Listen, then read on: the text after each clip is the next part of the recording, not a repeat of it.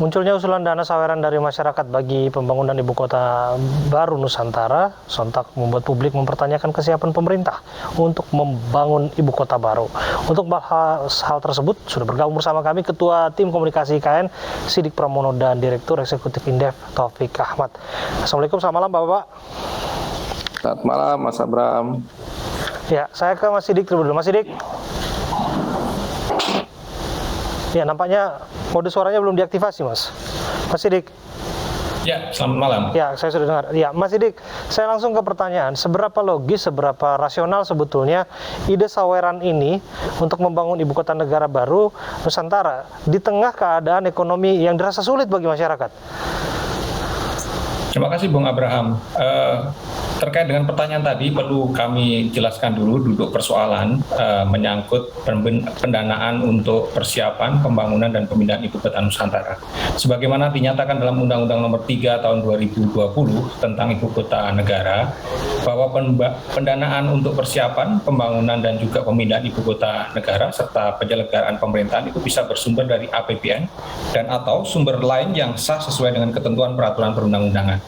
Dan di bagian lampiran juga dinyatakan bahwa terdapat sejumlah alternatif pendanaan tersebut, di mana di situ dicantumkan salah satunya adalah creative financing dan di situ ada crowdfunding atau urun dana. Jadi perlu diluruskan bahwa alternatif urun dana itu adalah salah satu alternatif yang bisa dinyatakan sebagai salah satu sumber pendanaan yang sah berdasarkan ketentuan perundang-undangan. Ya, belum menjawab pertanyaan. Seberapa yakin bahwa ini akan memancing minat masyarakat untuk mengumpulkan dana membantu proyek ini di tengah keadaan mereka yang sulit?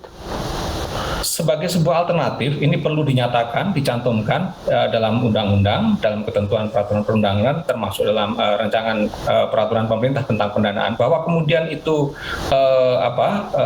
bagaimana minat pihak yang diundang untuk terlibat dalam skema pendanaan tersebut, ya nanti kita lihat dalam perkembangannya seperti apa. Karena di sini sekali lagi terdapat banyak alternatif untuk pendanaan, pembiayaan pembangunan ibu kota Nusantara. Sudah ada investor baru yang dipastikan masuk setelah SoftBank mundur?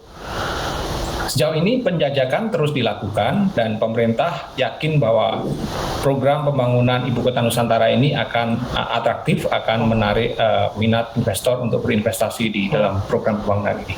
Oke, saya ke Mas Tauhid. Mas Tauhid, kalau saya bertanya soal minat masyarakat tadi, ini menjadi menarik ya, karena masyarakat sulit saat ini untuk mengakses harga minyak goreng salah satunya. Mereka juga sangat sulit untuk dapat itu. Kemudian harga sembako yang dirasa menyulitkan jelang Ramadan ini juga menjadi perhatian publik.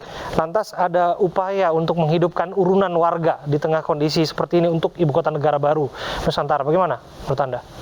Ya, saya kira tadi apa yang disampaikan Pak Sidik Pramono ya, secara undang-undang memang disahkan, tapi memang sangat tergantung situasi masyarakat pada saat ini. Tentu yang memberikan sumbangan atau urunan dalam rangka pembangunan IKN agak sulit untuk kelompok menengah ke bawah, begitupun kalaupun ada mungkin hanya sebagian orang. Kalau tadi yang disebutkan bahwa crowdfunding itu memang asal muasalnya adalah sifatnya volunteer begitu, tetapi dalam perkembangannya di beberapa negara termasuk di Belanda, Amerika dan Eropa itu memang sudah lebih advance ya, bahwa mereka juga menjanjikan imbal hasil ataupun keuntungan yang diperoleh oleh masyarakat. Nah, saya melihat memang pada sisi ini kalau melihat pelajaran dari banyak negara, tampaknya ini butuh tahap dan butuh proses yang cukup panjang.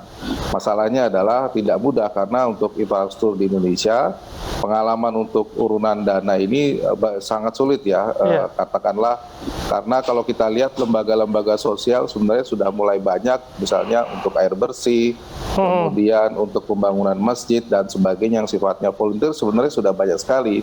Memang pengelolaannya sangat terbatas begitu. Nah, mungkin saya kurang tahu kalau misalnya pemerintah akan menciptakan satu sistem yang cukup atraktif, sementara di sisi lain mungkin bagi sebagian masyarakat IKN bukan menjadi prioritas. Nah, ini yang saya kira menjadi titik sentralnya di situ. Satu lagi, memang tidak semua masyarakat mungkin ya bisa berpartisipasi di tengah situasi seperti ini begitu. Oke, soal bahwa Anda sebutkan tadi, masyarakat tentu bertanya soal timbal balik. Ini kan kalau kita tahu crowdfunding selama ini sangat marak dilakukan di masyarakat kita kan, tapi sifatnya sosial ya, karena mereka melakukan itu atas nama bahwa mereka empati untuk sesuatu gitu ya. Tapi untuk atas nama cinta tanah air, rasa terhadap ibu kota Nusantara ini, menurut Anda apakah ini mungkin? Apakah ini terukur? Ya, saya kira memang tidak. Memang kalau kita lihat ya jenisnya ada yang base donasi, ada yang reward, ada yang equity, ada yang juga hutang, hibrid maupun beberapa ya. Saya kira memang ya mungkin harus dijelaskan oleh pemerintah mana yang sebenarnya jenis-jenis investasi. Ya, mekanisme yang disiapkan ya. Ya, mekanisme yang disiapkan begitu. Nah, kalau lihat pengalaman memang kalau yang donasi saya kira lebih sedikit ya, karena masyarakat cenderung untuk berdonasi pada lingkungan sekitar, ya itu yang penting. Tapi kalau misalnya ada skema lain yang ada imbal hasil, mungkin tertarik begitu. Tentu saja ketertarikan mereka sifatnya pada proyek-proyek infrastruktur yang memberikan imbal hasil lebih tinggi, misalnya dari SBN, dan sifatnya jangka pendek. Nah, kalau kita lihat IKN ini kan jangka menengah minimal 10-15 tahun, dan tentu saja tidak terbatas, sangat terbatas pada infrastruktur tertentu yang bisa menghasilkan reward sebesar itu. Gitu. Mekanisme seperti apa sebetulnya yang disiapkan untuk crowdfunding ini? Apakah sifatnya lending, pinjaman, ada imbal hasil, atau memang donasi aja sebetulnya, Mas Sidik? Ya, ini pada dasarnya tadi beberapa skema yang disampaikan Pak Taufik tadi tentu sudah masuk dalam rancangan detail teknis nanti yang akan disiapkan oleh pemerintah. Tentu ini membutuhkan eksplorasi, sekali lagi kemungkinan-kemungkinan tadi yang pasti sudah diinventarisir, dan ini sekali lagi di dalam undang-undang, dalam peraturan perundangan, dalam RPP-nya, ini adalah sesuatu yang pertama, ini boleh dan bisa dilakukan. Kemudian skema-skema teknisnya seperti apa, nanti terus seiring dengan berjalannya waktu, dengan pembicaraan yang lebih detail, semuanya akan disampaikan kepada publik pada saatnya nanti. Ya, pada saatnya nanti, artinya sifatnya menunggu, kita tunggu. Artinya seperti apa yang disiapkan oleh tim di sana. Terima kasih Mas Sidik, terima kasih Mas Tauhid sudah hadir berbincang bersama kami.